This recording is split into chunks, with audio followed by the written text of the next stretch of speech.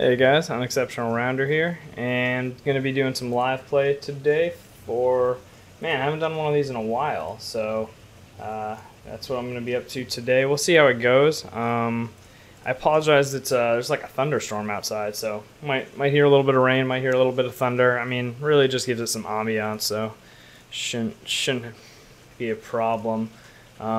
And I'm trying to get a couple tables here going on the bottom. I wanted to play all the same limit, play 50 NL across the board, but I may have to abandon that and play some 20 just to get some games going here. So I'll go ahead and just close these out real quick, and we'll start up some $20 games. Those were short tables anyway, so not a big deal. Actually, whoops.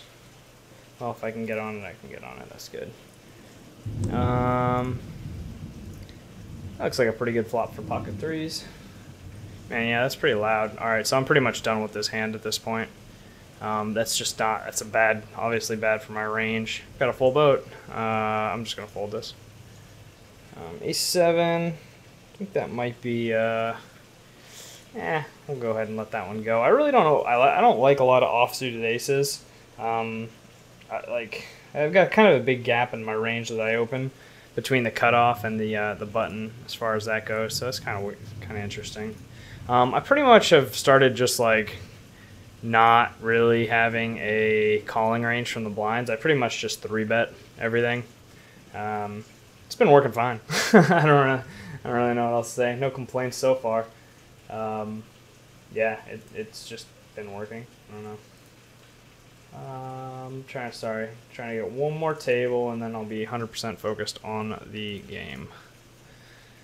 But yeah, lately things have been going well. Haven't done a live play in a while, so I've wanted to. Obviously, we'll continue Asian bet our set of 8s, and we get raised here. You know, we're out of position, so it kind of makes it a little bit tougher to play this spot. I'm just going to go ahead and raise it up. That looks good. And we'll obviously get it in here. We're just going to keep betting here. We're just going to go bet with our ace-queen. There's a 6. That's kind of an interesting hand. This is a little strange. Man. Just a lot of... obviously a lot of hands that were behind here, and just for my range in this spot, I don't think ace-queen's strong enough. I mean, it's kind of interesting to fold there. Maybe it's bad. I don't really know, but in that spot, ace-queen just doesn't quite seem strong enough. Oh wow, that's not cool. Oh, there it is. Wow, I can't. Wonder what took him so long to decide what to do there. That was just a brutal card, but we sucked out, so it's cool. Here I'll call from the blind. Like sometimes, like big blind, obviously. I mean, I'm just getting such good odds that I can call in that spot. You know, as far as the top right, just absolutely no issues there, and. This is a decent spot. I'm going to go ahead and put in a small raise on the table. Let's see, what is that, table 3? Oh, 3-bet here up on table 1. 10-9 is fine to 3-bet against the button. The button's range is nice and wide, so, I mean, actually, that might be a little loose. Might have been a little loose and fast at the 10-9 suited. I mean, it's fine. It can't be that bad, but I'm going to be 3-betting a lot there, and so I want to be doing it with, like, a good part of my range, and this guy was also short, which I didn't really account for. I'm getting almost 2-1, so it's kind of an ugly fold, but I'm going to go ahead and fold here. If he's got ace-king or, you know, kind of a bad spot. I put myself into that spot by not seeing that he was short because I just didn't notice, so try not to make mistakes like that again. Obviously, we're 3-betting the ace-king on table 3. Yeah, sorry, the 8s, there's no real questions about what to do there, so not an issue. Ace Jack will just I always almost do this. I almost always pot it, but there's 550 is probably plenty there. And I'm gonna go ahead and check the ace king. That's just a really ugly flop for for our 3-betting range. Once he checks, though, you know, I think we can go ahead and fire out. Wow.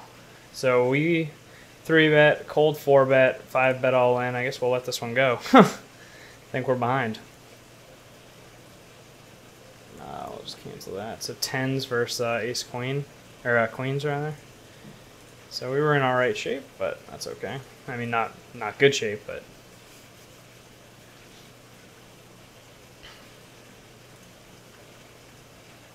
And again, I'm sure you guys can hear all that rain. It's pretty loud, so I apologize, but you know, what can you do? That's a little loose to be opening queen 6 off.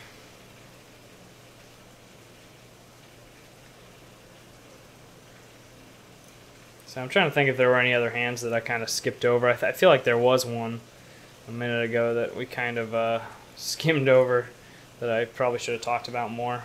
Oh, the one where the guy min-raised us. That was kind of weird. I don't know. That honestly, it's probably not good to be folding there. Like, I probably shouldn't be folding the turn with that ace-queen, but that's okay. And what is this, 10-20?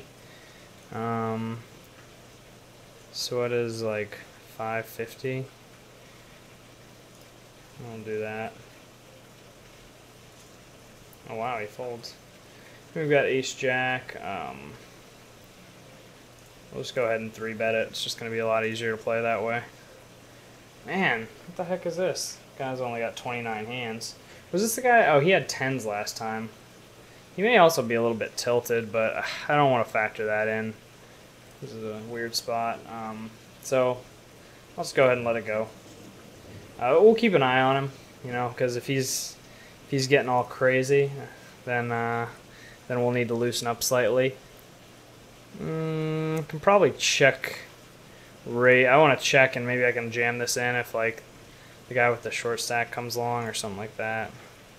I may check raise or just call and see a turn. Other people could have worse flushes a lot.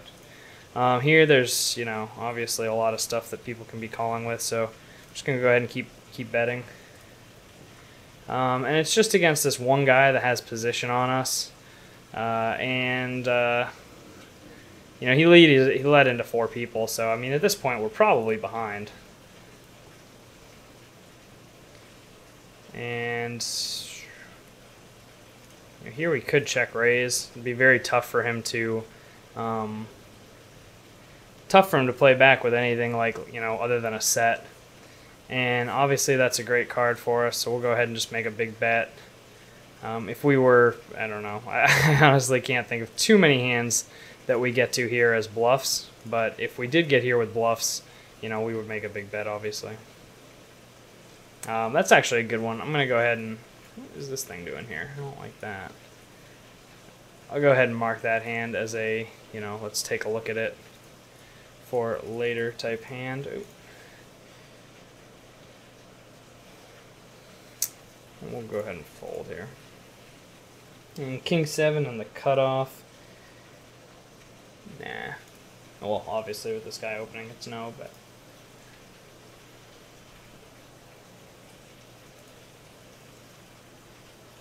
there's probably something to be said for checking that last hand where the flush got there, but you know, it's kind of interesting after he leads the flop and then checks the turn. You know, it's definitely an interesting hand, but it looks like this guy's a fish, you know, already from the 7 hands we have on him. And you know, let's just go ahead and bet small here, see if we can take this away. It looks like he's probably pretty exploitable. I mean, like, with that wider range, he's just going to miss a lot, and it should, you know, he's just going to have way too many hands. So we immediately start, you know, deviating from what we would consider like our optimal strategy as soon as we see that the guy's a fish. And it's a little weak.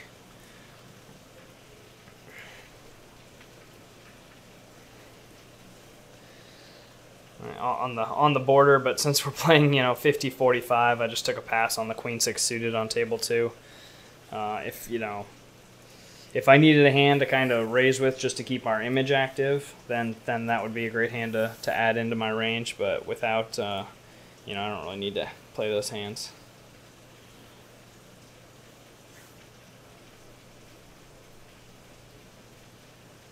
So I have no idea how we're doing this session, and that's fine.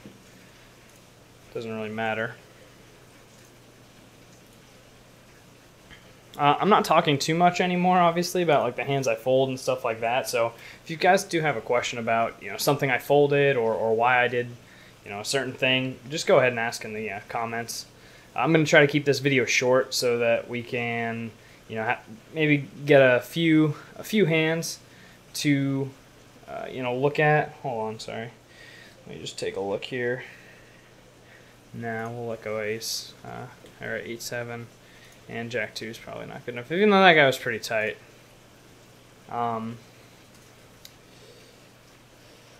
Yeah, so I'm going to try to keep the video like, you know, 20, 25 minutes, something short, so that we, you know, we can find a few hands. And what I'll do is, you know, the next video I'll actually go through and break down some of those hands. Oops, where'd that little pop-up just go? Wait list. Go ahead and remove all requests. Cancel that so somebody else can play.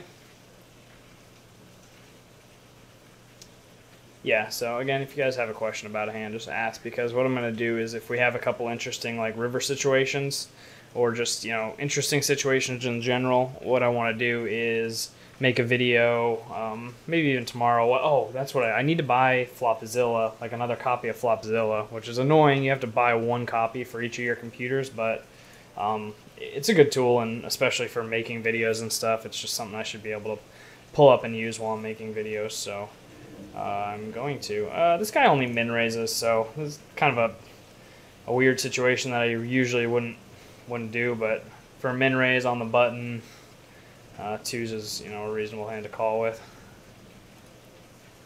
And I could play back here, but that's, you know, when you get in for that cheap, when you get a really good price and a good position, like against, you know, maybe what could be like a not so great player, you don't really need to like go crazy. You know, I got a good deal to see it, so I'm not being exploited if I fold when, you know, he has overcards or something there, because he already made the big mistake, which was, you know, raising really small and letting me see a flop cheap from position with, you know, a pocket pair. And you know, here I'll go ahead and fold. Ace-10 is definitely too weak to do anything against the under-the-gun raise. Until you have like a serious read on the player raising.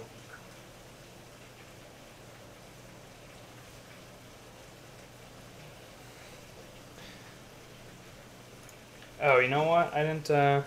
That's all right. It shouldn't be too loud. But I'll put some headphones on so that you guys don't have to hear the chips and stuff. Keeps me engaged in the game a little bit, so it's good for me to hear them. But you guys don't need to.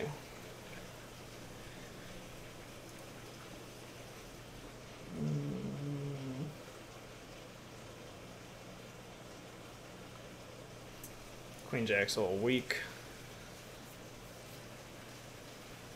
So these tables are all right.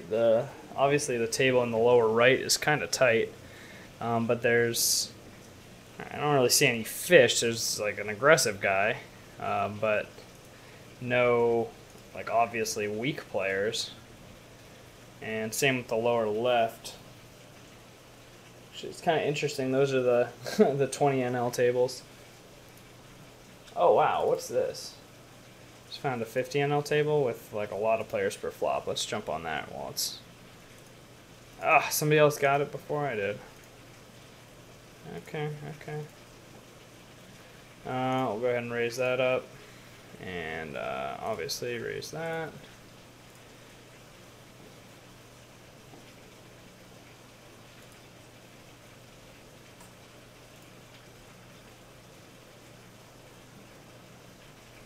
Wow, this guy... I mean, we're getting pretty good odds to call. We're out of position though, but I mean, King Queen's pretty strong. Like, you can definitely get into some trouble, you know, with that hand. But we'll we'll see how it goes. And it looks like we're, you know, we've got a good hand to potentially get into some trouble with. So let's go ahead and, like, I guess we'll check call. I mean, we're probably going to have to check call down. This is like the top of our range. It's just a little bit of a bad situation because we got 4-bet. So, I don't know. We'll see.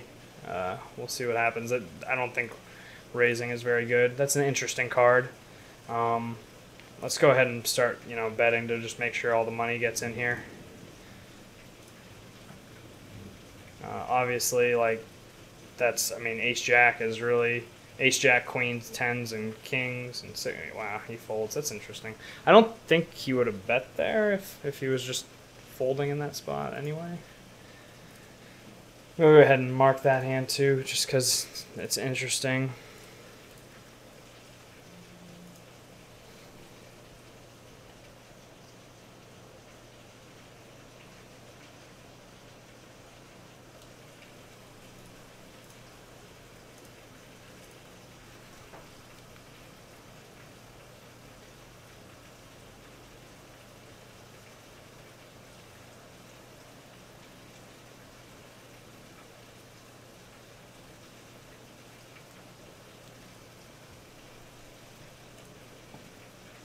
Okay. So, did we get on that good table? What's... Oh, yeah. So we got on this table here, which is good. Let me figure out what table I want to drop. I don't want to be playing a bunch of tables while I'm trying to record. I'll go ahead and just 3-bet the queen-jack. I mean, it's good enough to play, and I just assume, you know, 3-bet it. Obviously, we can continue easily enough here. We'll just 550, sort of my standard c-bet. It's going to be hard for him to play back. I mean, obviously, if he raises or anything, we just fold. Even though, I got it. We've got the 10, we've got the gut shot, but, you know, that hand just crushed, like, we crushed that flop with our range. So, you know, for him to play back at that with a bluff would be suicide. I mean, we're going to really have him in a bad spot majority of the time. So it looks like this 64 guy is sitting out. I'm going to go ahead and ditch this table 3 when our blind comes around. It looks as though, you know, it's a decent table because it says 33-15, but realistically, I mean, we can see that the guy that's causing that's sitting out. And this other guy doesn't appear to be a fish. He's just playing 32-25. That's not necessarily a fishy player. It's just an aggressive player.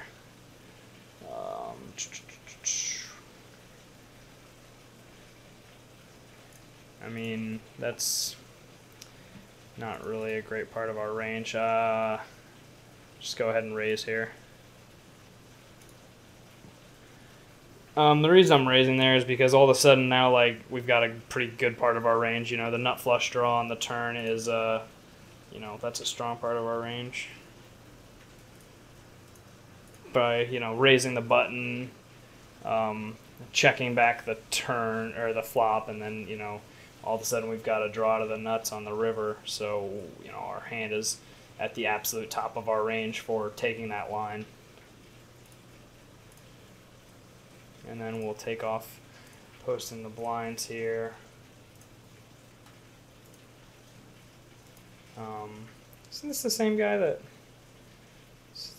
crazy aggressive guy that we just dealt with? I'm just gonna shove the 7s. There's 620 in the pot. I mean, that's a lot of money, and it's just tough to play back against like pocket pairs to a shove.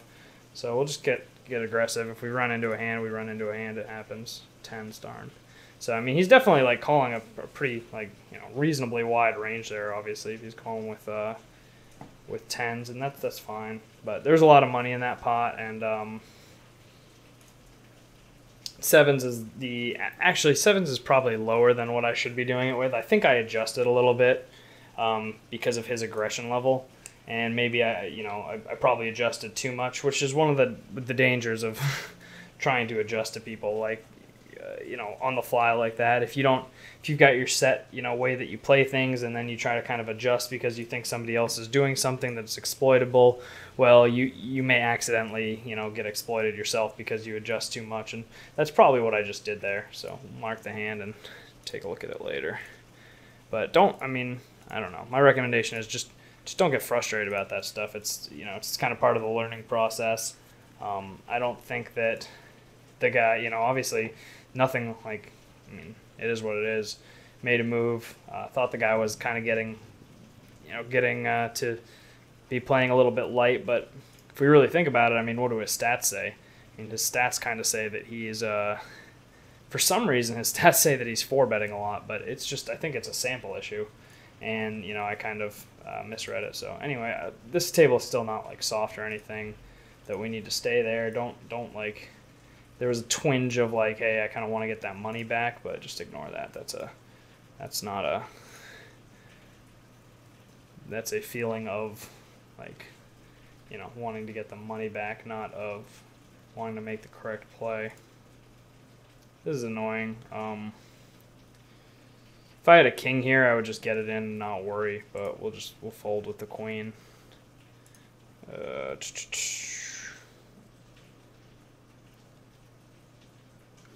And we'll 3-bet our ace-8.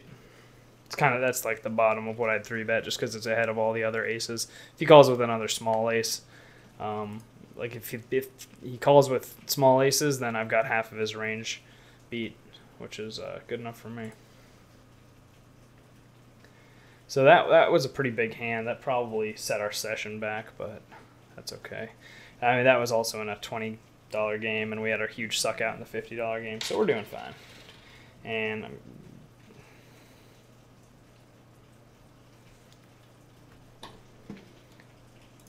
boom, raise here.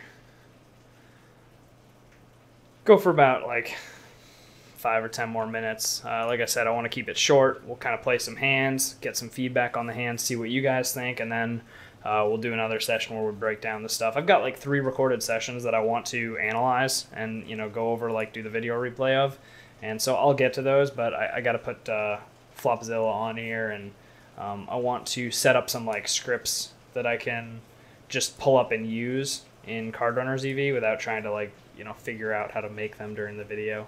Obviously, I can kind of like pause it and edit it, and I'll need to do that anyway, but that's sort of where we'll go from here. So obviously, you know, we just want to just bet into this, you know, into these guys. There's no need to play slow or anything like that. We've got 2 guys playing a wide range. I think one of them would have hit something on that flop, but I guess not. Oh well.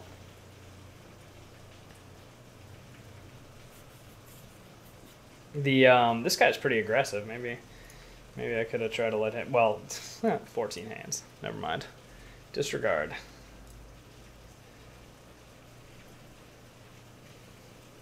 So one thing that I found is that for some reason, and this is probably just sample size, as most variations of what you would expect to happen are sample size issues, but it seems like the 50 NL games on Juicy Stakes or on Revolution are for some reason like softer than the 20 no limit ones. I don't know if it's just more grinders or really what it is. I know the shallow tables are awesome. I think they get rid of those at 100 NL. You can't play shallow. Maybe not. Maybe it's 200 NL, but I think they get rid of the shallow tables at some level. Or maybe I'm thinking of I might be thinking of the like beginner tables. Take a look.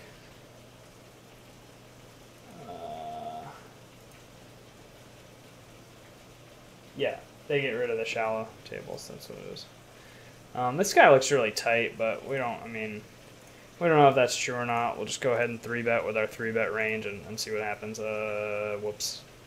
Shoot, I have to call here. 16 to... yeah, crap. I have to call and I know I'm beat. That sucks. That was a mistake. I need to look at stack sizes. That's fine. Obviously, that's like best case and exactly what we were hoping for, is that he'd have an underpair.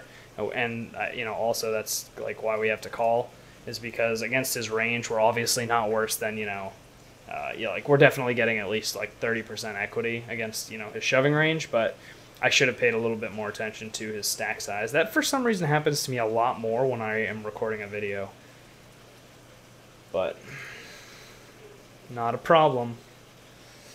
We sucked out, so that's good.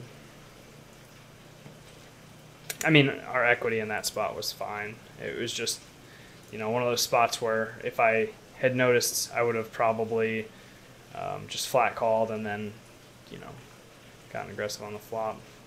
This is sort of a weird spot. Normally, like back in the day, 3 weeks ago before I was playing this like optimal kind of idea, I would have probably played this. I don't know. Seems like a tight fold, but that's got to be bad. That's got to be a really bad fold. I mean, that's just one of those spots that feels like, oh, this guy's pissed off because he just got sucked out on, so he's definitely going to be more aggressive. But I don't know that, 44 hands, he's been slightly aggressive, not like he's 3-betting 11%. He's not being, crazy or anything, considering that, I'm 3-betting like 25% over more hands. So there's just no reason to go like crazy with ace-10 off.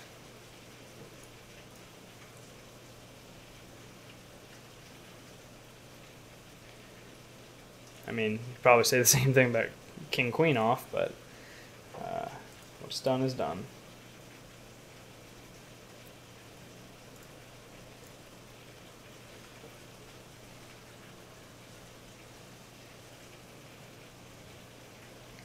All right, I'm going to go ahead and sit out the blinds after they come through on each table.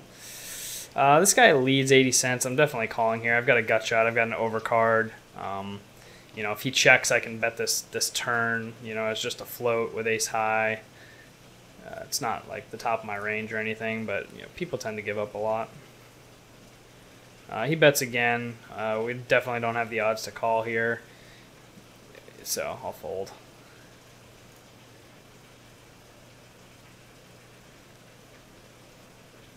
Be interesting to, see a river just to see what his, what the guy's leading out, donk betting the flop range is, but we didn't get to. So I'll sit out here.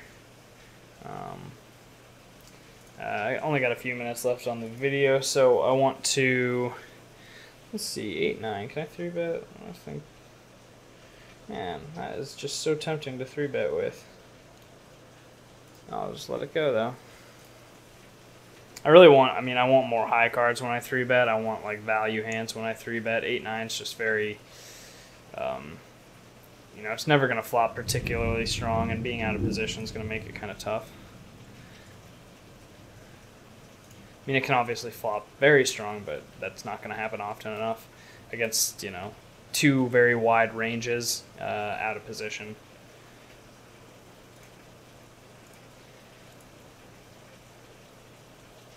And stick around because I want to go over the video. I hate calling with jacks, but I don't think raising is that good either. And man, it's just there's a lot of overcards that can come here that are scary, but at the same time, like, he's gonna bet all those overcards whether he hit them or not. His continuation bets queen obviously lands like squarely in the middle of his range. Oh god, this is ugly. He should check a queen here though a lot, so I would expect like a check here a fair amount. Damn.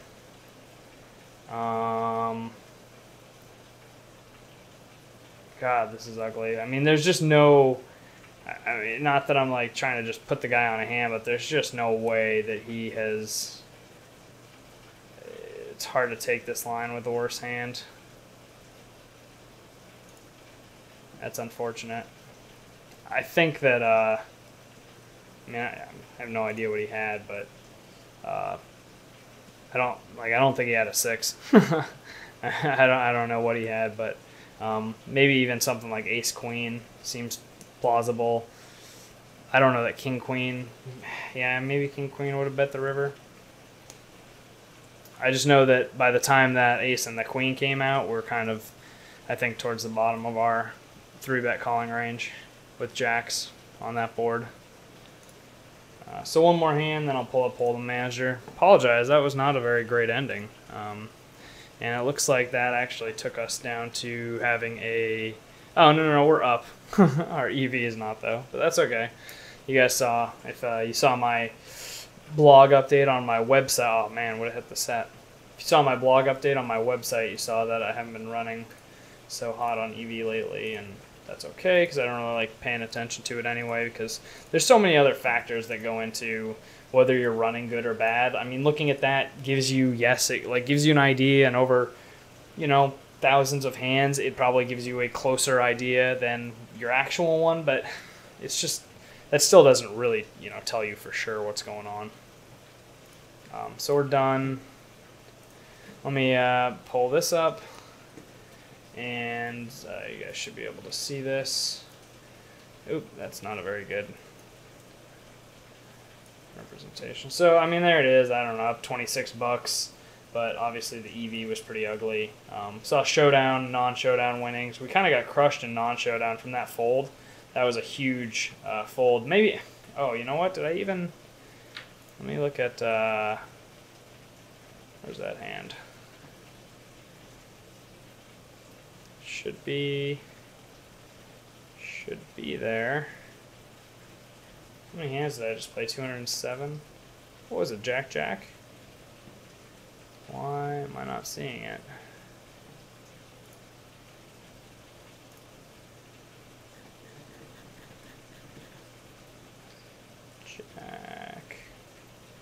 Jack. Okay, clearly it's not refresh.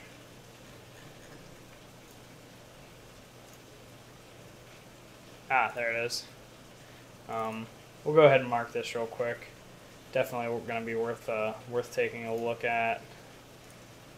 Range analysis, save.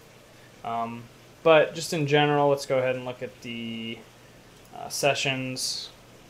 Refresh this. Cool. Ran good. Lucked out. Just look at this session we just played. We've got 25, 24, 3-betting 15%. That all looks about right. If you guys, I'll just show you real quick. We go by stakes, and if we look at, I wanted to filter. What did I want to filter by? Sorry, video's getting a little long. Oh, hey, if you guys like the video, make sure you hit the like button. And if you're new to Unexceptional Rounder or Rounder University, go ahead and subscribe to my YouTube channel and check out the website and the forums. So definitely want to get that in there. So if you're new, make sure you check that out. If you guys are regular subscribers, thanks for checking out the video. Make sure you leave some comments about the interesting hands or where you think I played wrong or right, or hands you want me to review in the next video, and we'll go over those in a couple days. What did I want? Oh, I wanted to look at date range. So I think it was like May 4th is like the right date, but I just want to show you guys. First of all, yeah, doing well and all of that. That's fine, but the showdown winnings. So that's, I mean, that's since I started employing this, and as you can see, I mean, red line is doing great. Blue line's kind of rough. I don't know where my all-in EV is at this point. Yeah, all-in EV is still good. So anyway, it's going well. This isn't quite since I started employing this, but I think it's near it. And you know, things are going fine. We're winning money. That's the goal. Anyway, I hope you guys enjoyed it. Kind of a weird session, some weird spots, but good discussion topics. So until next time, this is Unexceptional Rounder with Rounder University, and you guys keep on grinding.